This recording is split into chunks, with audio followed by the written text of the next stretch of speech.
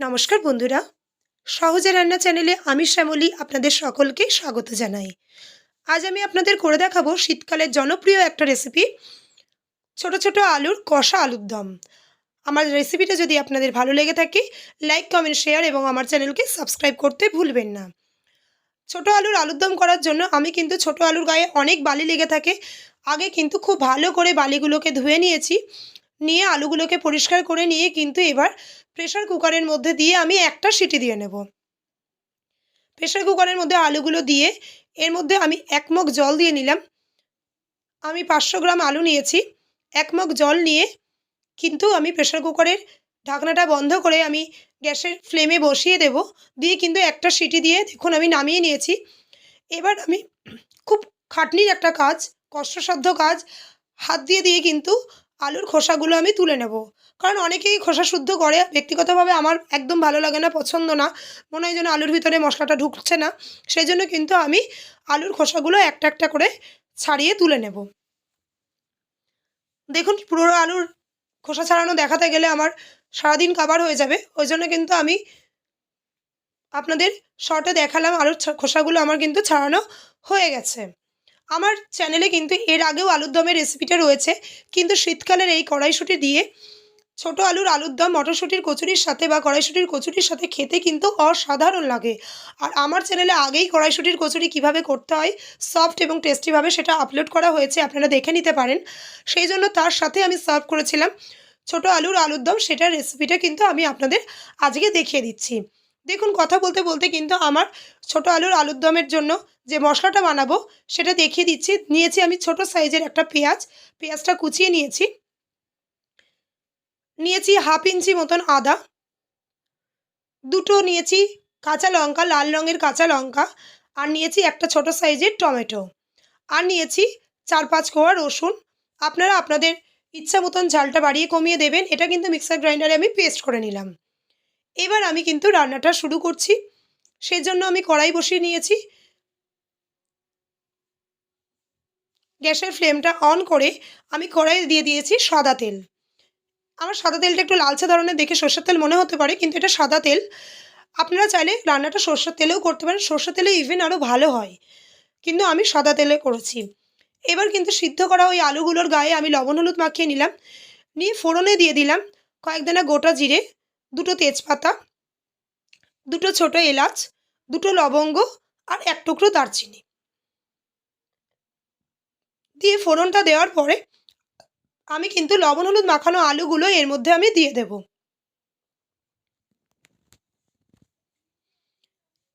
লবণ হলুদ মাখানো আলুগুলো এর মধ্যে দেওয়ার পর আমি খুব ভালোভাবে আলুগুলোকে ভেজে নেব। তবে একটা কথা, কাঁচা আলু লবণ হলুদ দিয়ে মেখে ভাজলে যেমন লাল লাল ব্যাপারটা আসে, সিদ্ধ আলুর কিন্তু সেরকম লাল লাল ভাবটা আসবে না। আমি কিন্তু যেহেতু সিদ্ধ করে নিয়েছি আলুগুলোকে, বা খুব বেশি ভাজতে গেলে আলুগুলো গলে যাওয়ারও সম্ভাবনা থাকে, সেই জন্য মোটামুটি একটা ভেজে আলুগুলোকে মশলার মধ্যে মোটামুটি একটা ভেজে কিন্তু আমি এর আলুর দমের জন্য যে মশলাটা রেডি করেছি সেই মশলাটা দিয়ে দেবো এর মধ্যে। এবার আলুগুলো আমার মোটামুটি ভাজা হয়ে গেছে, এবার জন্য আমি খুন্তির সাহায্যে আলুগুলোকে একটা সাইড করে দিলাম যাতে একটু তেলটা পাই আমি, তেলের মধ্যে যাতে আমি মশলাটাকে অ্যাড করতে পারি। দেখুন তেলের মধ্যে আমি মশলাটা দিয়ে দিলাম, আগে থেকেই পেস্ট করে রাখা মশলাটা দিয়ে দিলাম। দিয়ে দিলাম কয়েক দানা মটরশুঁটি, খুব ভালো লাগে ছোটো আলুর সাথে মটরশুঁটি দিয়ে আলুর দম খেতে। দিয়ে দিলাম 1/4 টিস্পুন হলুদ গুঁড়ো, দিয়ে দিলাম হাফ চা চামচ লবণ।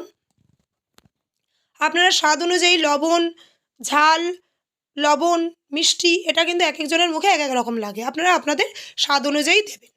দিয়ে কিন্তু এই মশলাটা মটরশুঁটি আর আলুগুলো আমি খুব ভালোভাবে মিশিয়ে নেব। দেখুন তৈরি করতে করতেই আর ভয়েস ওভার দিতে দিতেই আমার জিভে জল চলে আসে, এত সুন্দর দেখতে হয়েছিল আর খেতে একদম অসাধারণ হয়েছিল। আপনারা সকলে ট্রাই করে দেখতে পারেন একবার এইভাবে ছোট আলুর কষা আলুর দম করে। খুব ভালোভাবে মশলাটা আমি কষিয়ে নিচ্ছি।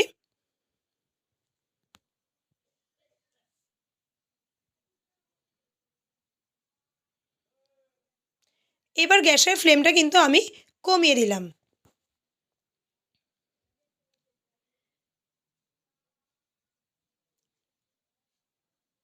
কমিয়ে দিয়ে একটা নতুনত্ব মশলা দিচ্ছি এর মধ্যে। অনেকে দিয়েও থাকেন, অনেকে নাও দিয়ে থাকেন। আমি দিয়ে থাকি পেঁয়াজ রসুনের রান্নায় একটু। এর মধ্যে আমি দিয়ে দিলাম 1/4 টিস্পুন মিট মশলা, মানে খাসির মাংস রান্না করার সময় আমি যে মশলাটা ব্যবহার করি সেই মশলাটা। একদম ইউনিক, আমি জানি না কারোর আলুর দমের রেসিপিতে মিট মশলা কেউ দিয়ে থাকে নাকি, কিন্তু আমি দিই। আপনারা যদি আমাকে একটুও ভরসা করেন, ভরসা করে এটা দিয়ে আপনারা ট্রাই করে দেখতে পারেন। মিট মশলা দিলাম। মিট মশলা দিয়ে খানিকটা নাড়াচাড়া করে মিনিট ২ এক নাড়াচাড়া করার পর আমি খুব অল্প পরিমাণে জল দিলাম, কারণ আলু সেদ্ধ হওয়ার কোনো ব্যাপার না। যেহেতু আলুটা একটা সিটি দিয়ে সিদ্ধ করে নিয়েছি বা ভেজে নিয়েছি, আলুটা অটোমেটিক সিদ্ধ হয়েই রয়েছে। আর এই ছোটো আলু কিন্তু খুব সহজে ভেঙে পড়ে না। অল্প জল দিলাম আমি। জল দিয়ে কিন্তু গ্যাসের ফ্লেমটা বাড়িয়েই রেখেছিলাম, কমিয়েও দিইনি আর ঢাকাও দিইনি। ২-৩ মিনিট একটু ফোটার পর জলভাবটা চলে যাওয়ার পর এর মধ্যে দিয়ে দিলাম আমি 1/4 টিস্পুন ঘি, আর দিয়ে দিলাম এর মধ্যে গরম মশলা গুঁড়ো, আর দিয়ে দিলাম কয়েক দানা চিনি। চিনিটা অপশনাল, আপনারা দিতেও পারেন, নাও দিতে পারেন আপনাদের পছন্দ মতন। দিয়ে দিচ্ছি 1/4 টিস্পুন মতন গরম মশলা গুঁড়ো। আর আপনাদের যদি ইচ্ছা হয় এর মধ্যে ধনেপাতা কুচি অ্যাড করতে পারেন, নামানোর আগে একটু ধনেপাতা কুচি অ্যাড করতে পারেন, সেটাও শীতকালে খেতে ভালো লাগে। সারা বছরই ধনেপাতা পাওয়া যায়, কিন্তু শীতকালে কিন্তু ধনেপাতা দিলে রান্নার স্বাদ একদম অন্য মাত্রার হয়ে যায়। আমি ভালো লাগে না বলে আমার দিইনি আমি। বিশেষ করে আলুর দমে আমার ধনেপাতা দিতে ভালো লাগে না। চিকেন বা ডিমের ঝোলে আমি ধনেপাতা দিয়ে থাকি, কিন্তু আমার আলুর দমে ধনেপাতা দিতে ভালো লাগে না। আপনাদের যদি পছন্দ হয় আপনারা দিতেও পারেন। দেখুন হয়ে গেছে আমার। বন্ধ করে দিয়ে গ্যাসের ফ্লেমটা বন্ধ করে দিয়ে একদম নামিয়ে নিয়েছি আমি আলুর কষা আলুর দম, ছোটো আলুর কষা আলুর দম। আপনারা সকলে ট্রাই করবেন, ট্রাই করে জানাবেন কেমন হয়েছে। সকলে ভালো থাকবেন, সুস্থ থাকবেন। দেখা হবে অন্য কোনো দিন অন্য কোনো রেসিপির সাথে। ধন্যবাদ।